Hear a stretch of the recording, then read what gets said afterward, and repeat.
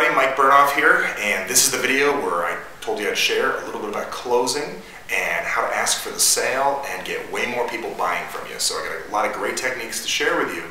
And I mentioned in the past video about, there's something you want, the goal you want to make it in your business, and there's, where you are now. And the only way I truly believe you're going to make it through the tough times and the lag time is you got to have some fun with this. Now, meaning fun, I call it being clever. Now, I'm going to share with you a couple of clever ways to ask for the sale here in a minute, because all closing really is asking somebody for the sale.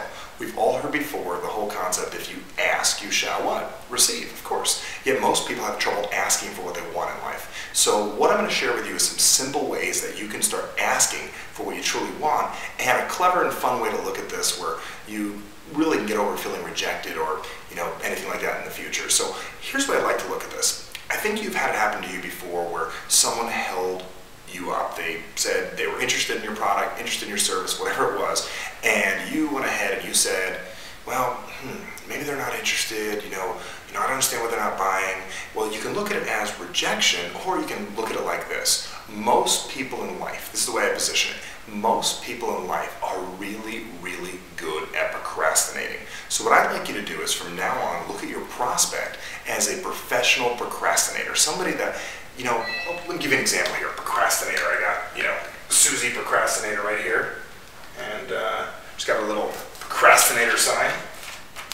And all a procrastinator truly is someone that says, and if she could read it, she would, I don't know what the next step is. Most people do not know what the next step is, and they're usually uncomfortable if they don't know what to do next.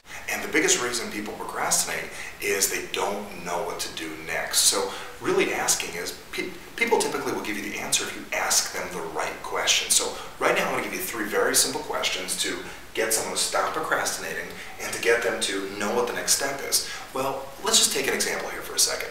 What I like to do is, find out when you're sharing an opportunity, a product, service, whatever it is with another person, one of the crucial things that you can do is ask them this question. So let's just say, for an example, you did use my product, my service, whatever it is. What result do you think that you'd gain if we moved forward? Well, the second they give you an answer, the answer could be, well, I guess I might make more money, I might save money, whatever it is. Right there, they're getting into, what the next steps would be. And then you very simply can ask them, well, would you like those things? And they'd say, well, sure, yeah, of course I would. So the first question is, what benefit might result if you actually went ahead and used our product or went ahead and moved forward? That's a great question to ask. The second is this, and it's one of my favorite ones to do, because I truly believe that at the end of every meeting, you have to at least sell your product, sell your service, or sell at least the next appointment. And here's what I always typically say. How would you like to proceed from here? So let's say you're sitting down with somebody and they're procrastinating and they're holding off, and I'd say, well, how would you like to proceed from here? And they typically say, well, I don't know, we need to meet again, or I need to find out more about your product, or here's what I need to know, I need to ask my wife. And at that point, you're moving them forward. If you can help people find the next step for themselves, they'll typically take it. And the third is this, very, very simple.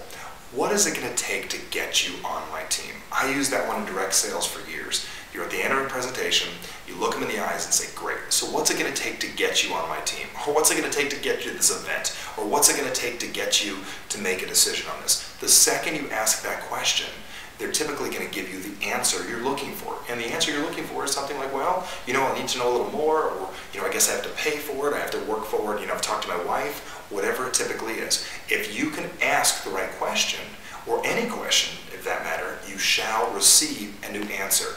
Remember, anyone that's procrastinating, instead of rejection, they're procrastinating, they just don't know what the next step is. So this is just a snippet of what I teach at the personal prosperity events that we do.